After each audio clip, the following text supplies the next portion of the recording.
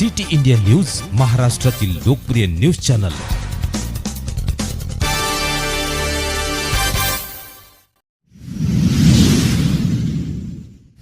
मराठा आरक्षणासाठी मराठा क्रांती मोर्चाकडून कराडमध्ये ट्रॅक्टर मोर्चा।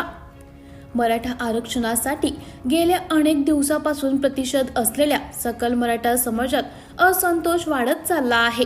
महाराष्ट्रात राज्यभरातील अनेक भागात मराठा क्रांती मोर्चाकडून विविध मार्गाने आंदोलन सुरू करण्यात आले आहे।